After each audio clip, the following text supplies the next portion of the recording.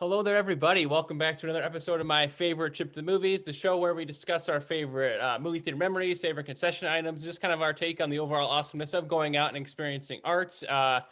And movie going is definitely, since the start of this podcast, it's definitely got a little bit more normal than it was. And this is a fun way to reminisce for sure until we can, get back to that when everyone can go to the movies again, feeling totally normal with it. I hope you're all doing well. Hope you're all safe and healthy. And just huge shout out to all the healthcare workers right now and all the teachers and just all the other essential workers getting us through this time. And today's guest is someone who had the honor of meeting during freshman year gym class, I believe. I think that was where we met. And we worked on a few short films together in high school. We did during the senior year, there was like this talent contest called Mr. Cougar, and Mark and I had the honor of participating in that with Mark too. And he did such a funny. There was a Jeopardy skit, and he was the host, and he was so funny, and that was just that was so good. He's on the speech team, and he's just an awesome person to talk movies with, and Mark sent us a really nice note about the show kind of after I started posting some episodes, and it's just such an honor to have you on, Mark. Mark Pauley, how are you doing today on this Sunday afternoon? I'm doing well, my friend. It's truly an honor to be here with you today talking about movies. Thank you for having me. Oh, of course. Hey, this is awesome. And so yeah, let's get right into it. Mark, Let's get into what is your favorite movie theater memory? it. So yeah, I've watched a few of your prior episodes, like you were mentioning, and there's a whole host of different flavors. I guess just to throw it back to you for a second, like, are you looking for anything specific? Or are you looking for like if I've ever had like a walkout or like just the best kind of movie theater like moment going at like a midnight show or I went to a movie and I was just absolutely blown away by it and I wasn't expecting to be like I can go any which way. So if you have a specific way in which you want me to lean, feel free to let me know. All of that sounds awesome. Hey, we'll start with the one that I think you said the midnight one. We'll start with that, but I want to hear the walkout one. I want to hear the one where you weren't expecting it to be good, but I want to hear both those too after. But let's start with the midnight one. Yeah, sure. So yeah, I've always considered myself a movie aficionado. So I would force my parents to I would drag them out of the house and force them to take me to a lot of the different midnight shows. And then, in high school, I would start going with my friends, beyond that age where kind of need your parents to take you. So, if it was like a Harry Potter movie, like the Dark Knight trilogy, even like the recent Star Wars movies, like the Marvel movies, I'm game for it. Not that all of those are like my favorite franchises or favorite movies, but I kind of just enjoy like the cultural phenomena of like going and sitting with like a packed audience, and just experiencing something that'll be at the forefront of people's minds for however long it is to come. So I think my favorite experience, though, if I had to kind of whittle it down to one, I definitely remember going to a double feature of Harry Potter and the Deathly Hallows Part 1. They were rescreening it prior to the midnight showing of Harry Potter and the Deathly Hallows Part 2. And I loved those books growing up. And I think we were the sophomores or juniors, I think, when that second one came out. I want to say juniors. And I dragged a few of my friends out to go see it with me. And we sat through the double feature, which was, I don't know, probably like 5 hours in length. It was awesome. It was just truly an awesome experience. Yeah, I love that they did the double feature because you kind of really get to feel the impact of part one. You get to kind of the cliffhanger, like you get it solved right away. And even if you hadn't seen it in a while, like that's just a perfect way to kind of catch up for sure. Right. And I love movies, but some people are maniacs because I know that, and they do this for like a lot of different franchises, but I know that they would do like showing, the first movie, the second movie, the third movie, the fourth movie, fifth, the sixth, part one, and then part two, all back to back to back to back to back. And I'm not a maniac like that. I don't know that I could, I don't know that I could have lasted. That was probably like 24 hours of content. And at some point I just need a break. But to do the double feature like that, it was cool. It was definitely memorable. Yeah, that's definitely like a perfect amount of time. Because yeah, those like super marathons, they're super cool, and I'd love to be able to like. But by the time you got to like the movie that you're most excited for, like the last one, I feel like you would just be so kind of clocked out at that point, and we wouldn't be able to fully enjoy it. But maybe you would be. I don't know. I haven't done one of those yet. But like you said, yeah, I think that's a good balance.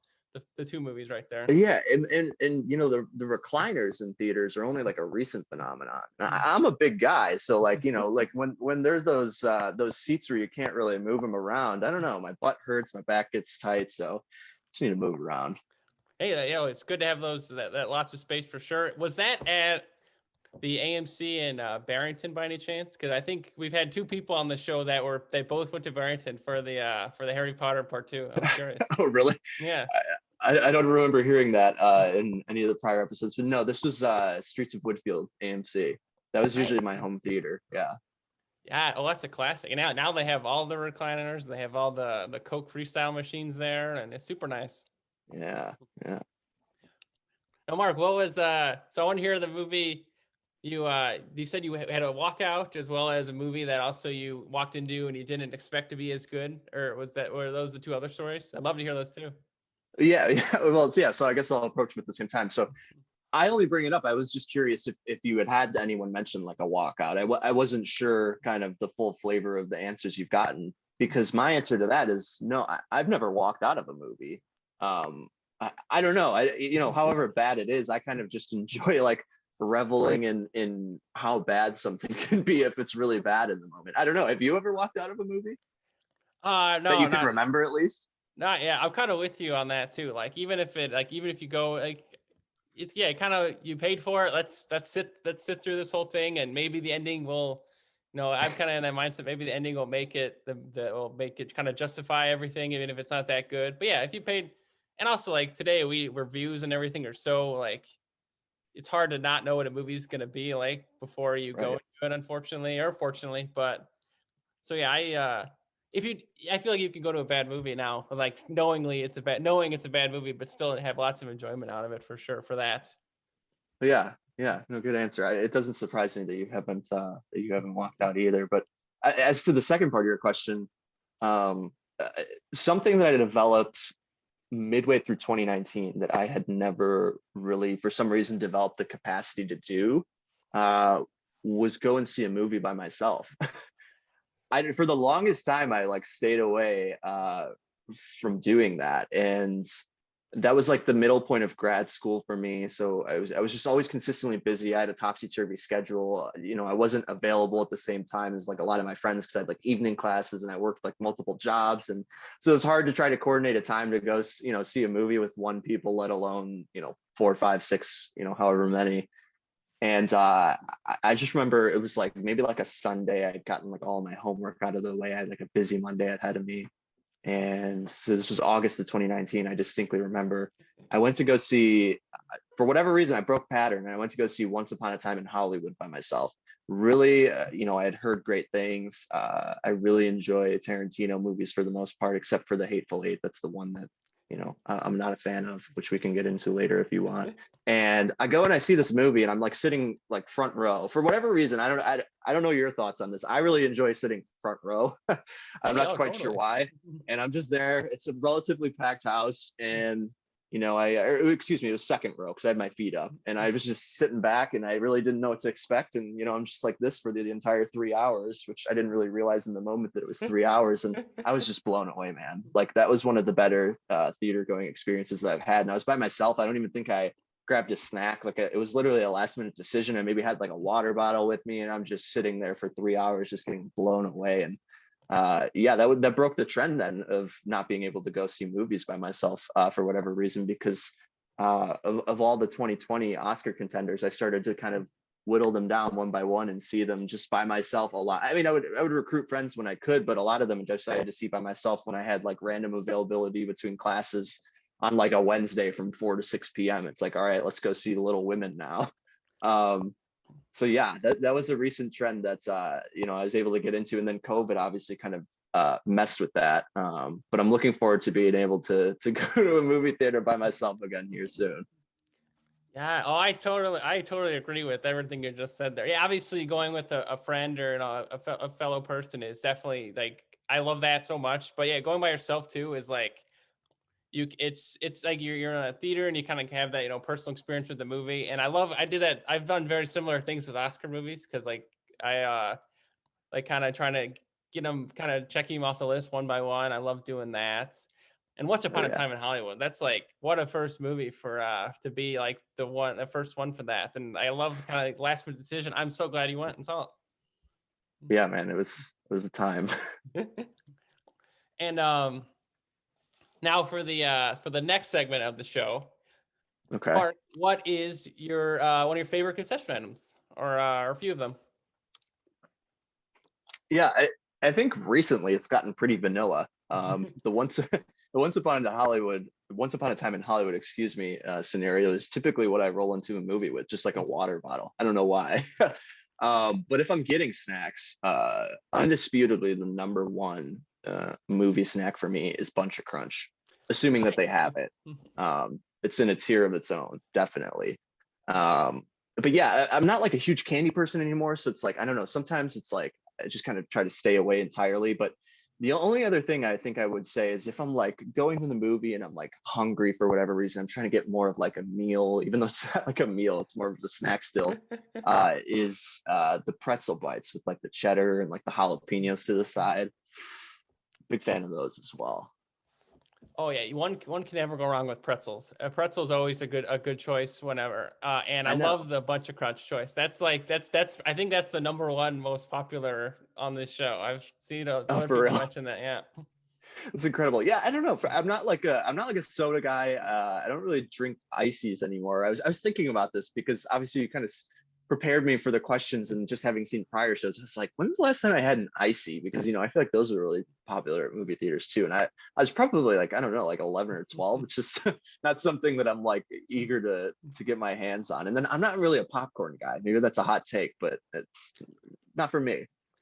Hey, totally understandable. And I mean, water is literally one of the best things you can consume ever. So that's the best choice, like rationally. I love it. Yeah, I suppose so. And and I'm the person who gets like the drink that's like this big, and I have to go to the bathroom like 3 times during the movie. So I need to just bring like Oh man. get like a little water. That's all. I need to do that sometimes. I keep missing parts of movies because of this.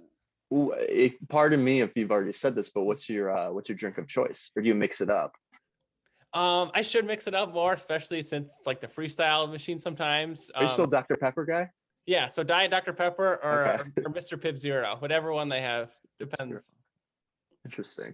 Or if it's like if they don't have the freestyle, which is so Marcus Theaters have Diet Dr Pepper, and then Classic Cinemas and Elk Grove have Diet Coke. So I'll get either one of those two, depending on which one. Beautiful. A man who knows what he wants. Yeah, I drank too much of that stuff though, so I should take after you and just so I don't go to the bathroom so much during movies. Um, and for the next segment of the show, what's your take on kind of definitely so beyond fortunate we have so many awesome streaming options, especially this past year when we're stayed home. But what's your take on the overall importance of being able to go out and experience a movie on the big screen, or just art in general, like going out somewhere and kind of like taking it all in instead of just consuming it at home, which is totally fine too. But I think it's good to have both options for sure. We can all do that. Yeah, no, that's a great question. And again, I think that context definitely matters to this question, because like I said, I wasn't really joking when I said that I'm a movie aficionado, to kind of open this conversation up. Growing up, I used to think that I wanted to be a screenwriter and a director when I was in grade school. I used to keep journals, and I'm not even kidding, journals full of movie ideas and prospective actors who I thought would fit the bill of the lead and the side characters, who would direct the movie if it wasn't going to be me. I would write out kind of a short form synopsis of the movie and what the idea was. And then for a while that transitioned to wanting to be a movie critic. And all of this is funny because I don't work in the film industry now. I work in public policy and research. But still, that kind of that flame, that passion has stayed alive in me. Although for a few years, I will say it went dormant, and that's COVID. The only solace that I've taken during this time really is kind of that I've like rediscovered my passion for movies, quite frankly, just because I've had so much downtime. During my graduate studies, I was always kind of, like I said prior, like running frantic, I guess, just because I had all these various different commitments, multiple jobs, my studies. And then I just had a lot of downtime on my hands, and I really was able to kind of rediscover my love for movies. Um, and so I think for me, just approaching it from kind of that perspective, like I just enjoy being able to engage with people in the moment. You know, it's those little pokes in the moment when you're watching something in the theater, hearing how people respond to a comedic moment, to a moment of sheer anguish, to something frightening happening on the screen. You know, whatever type of different movie it is that you're sitting in, to walking out of the theater. One of my favorite things is walking out of the movie theater, asking whoever it is that you're with, again, assuming I'm not solo, but even if I'm solo, you know, you can kind of hear the people talking around you, you know, like, what did you think? Or like, you know, just kind of espousing their thoughts. And I really miss that. You know, there's that kind of direct and indirect kind of banter that you get just walking immediately out of a movie theater, or even going to lunch or dinner or whatever the context is of when you saw the movie, and just kind of talking about it in short form or in long form after the fact. I think that, you know, to properly dissect art, you need to be able to break it down with others. And so you don't necessarily get that unless, like, you know, the past few months, for instance, you've been watching something on Netflix, or maybe like group watching it, you know, like there's all these different features now, like Hulu has like Hulu Watch Party, for instance, and you're watching it simultaneously, or maybe you make a group chat after the fact and talk about it, but it's not the same. So yeah, I definitely miss that just in-person interaction. Oh, that was so all perfectly said, Mark. And I love what you said about kind of like coming up with film ideas when you were younger. That's so awesome. And like I hope one day one of them gets to happen. I bet there's some really cool ideas in there for sure. Those journals have been lost to time, but I will say that one thing on my like just the kind of lifelong to-do list is to write a screenplay. You know, you can write multiple, but you got to start with at least one. And I actually, since I graduated, I've, you know, had time again to return to kind of personal endeavors. And so I'm kind of like in the midst of working on one just for funsies. So we'll Yes. see. I don't know. Not that it'll ever go anywhere. It's kind of just for my own due diligence and to figure it out. But it's been fun. Like you said, all it takes is one screenplay. Like you just have to write one, and then you can take it from there and see what happens. Like you gotta, once you finish it, like you wrote a screenplay. That's so awesome. Yeah, right. I mean, it could be complete trash right now, and it probably is. I'm in the midst of writing it, like I said. Um, but whatever, you know, it's been a lifelong dream, so let's do it.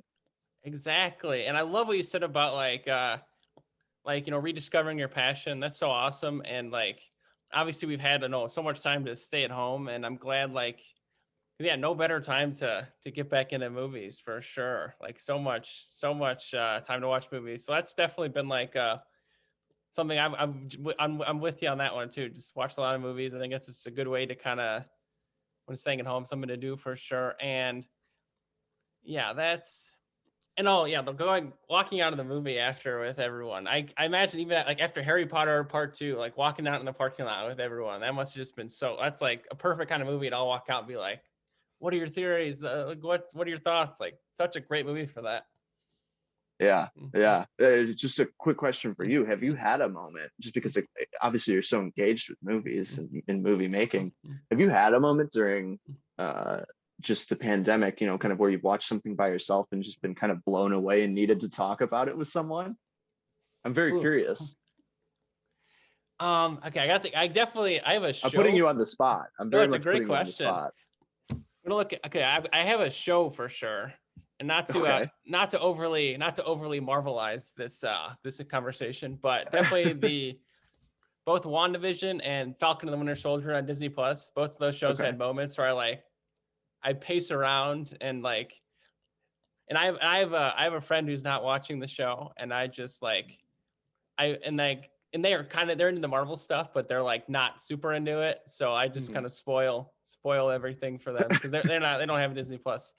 And so I just like this, yeah, this happened, this happened, this happened. Oh my gosh, it's so cool. I'm so thankful, you know, they let me kind of, and I asked them before, I'm like, can I spoil this for you? So, but yeah, Yeah. but yeah, those both of those shows have had so many moments where I'm just like, where I kind of get that, not quite that feeling of like, you know, after when we saw Avengers Infinity War, like everyone after that movie was just like, oh my gosh, what's gonna happen next? But similar stuff to that.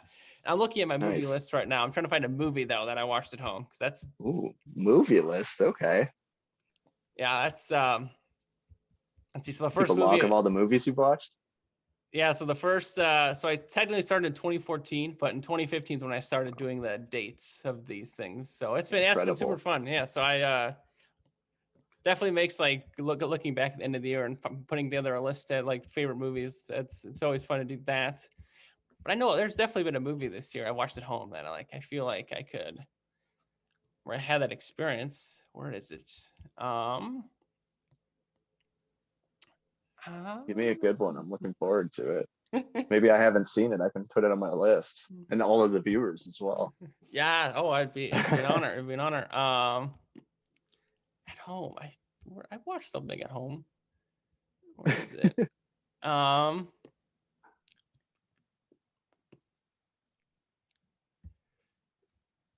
I feel like I need an extended drum roll. yes, Do I it on my love it. leg. I'm doing it on my leg. I don't know if it'll come through on the mic, but it's happening, Oh, people. I need it. It's getting me in the zone. Okay. This one. Have you seen Palm Springs on Hulu? I have, yeah, Oh, definitely. that not that like that not that it's like an Oscar worthy type movie, but that one definitely was like that's definitely was like a go to recommendation for a while after I watched that at home, just because of how like interesting it was to watch, how you took the kind of the Groundhog Day concept and kind of totally took it to a new direction. Nice. Oh yeah, that's a good one. I love it. And what'd you think of that movie? I enjoyed it. I watched it when it first came out. Like I said, I'm a bit of a movie nerd, so I'd been tracking it because I knew it was at Sundance, I think, last year in February, and it got purchased by Hulu at the time. I think it was for like the largest like independent streaming purchase, at least at the time. Obviously, that's probably apt to change just given the current environment. And so I'd always heard like a lot of rumblings around this movie, and so I watched it when it first came out, and yeah, I was pretty shocked. J.K. Simmons is just randomly in that movie, floating in and out of it too. Like it's just a good time, good like quick like 100-minute movie. Exactly, a perfect way to say it. And you got to any random J.K. Simmons is always welcome for sure. Oh yeah. And on that, you kind of said I know you were tracking it, or any what random upcoming movies coming out that like what's one like you definitely are looking forward to being in that theater again and like being in that row of seats and kind of looking up at the screen. Are there any movies coming up that you're super excited for? Yeah, I mean, definitely. I feel like there's so many just Yeah, because so many got pushed to the side so it's a within huge, the such a past huge year. backlog. Yeah. Yeah, exactly. Yeah, so it's difficult to choose, and I mean, some theaters have been open, some have just started to reopen. I know that you've talked recently about Elk Grove Classic reopening. That's been so Um, nice. yeah, so and I guess yeah, I don't know like what capacity is going to do. Like I'm hoping, for some of these that it's able to be a full house, as vaccinations Mm-hmm. continue and hopefully as COVID cases drop and we, get things more under control. So Mm-hmm. just envision a scenario where it's a packed house, and that's kind of behind my answer. Um, I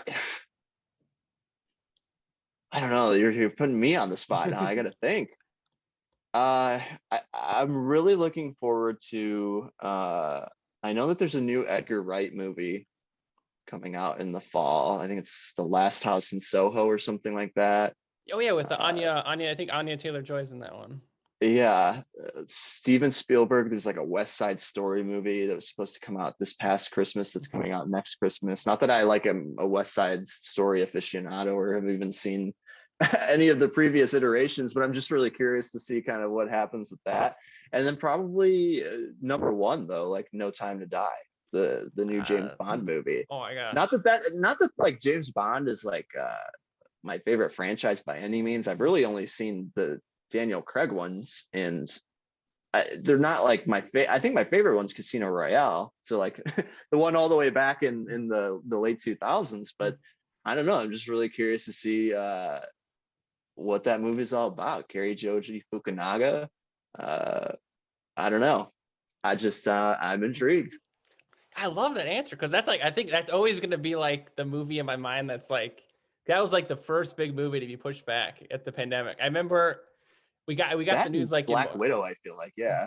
yes, they're both kind of in that zone of like we were so close. And I remember I saw the notification. It was like No Time to Die pushed back to November of 2020. and all the comments were like, Yeah.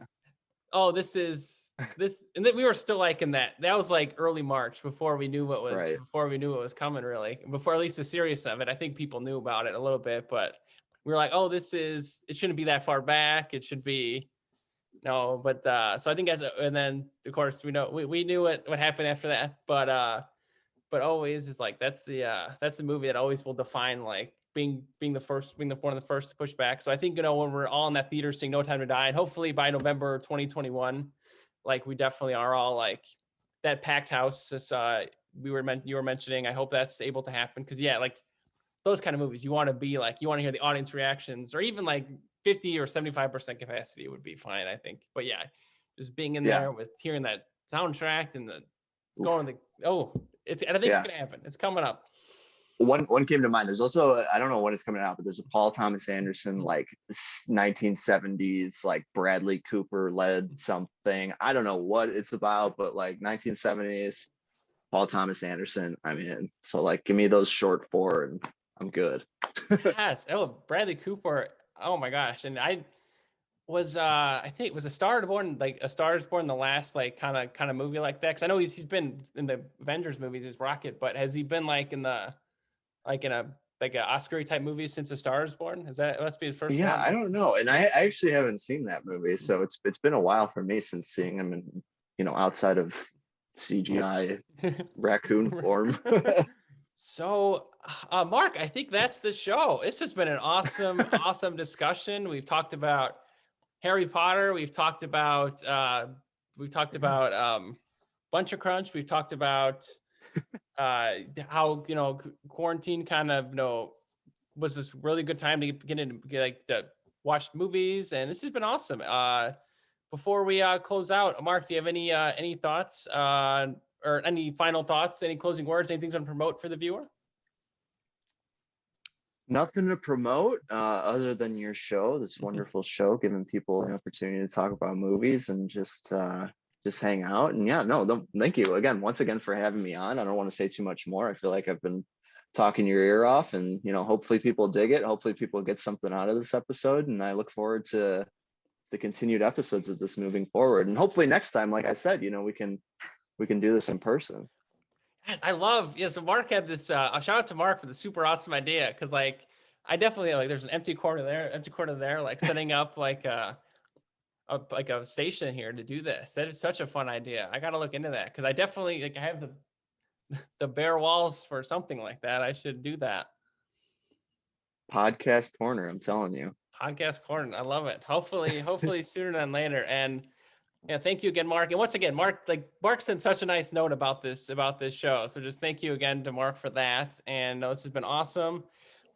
And everybody, thank you so much for watching. Have an awesome rest of your night or day or morning, whatever time you're watching. Adios, everyone. Bye-bye.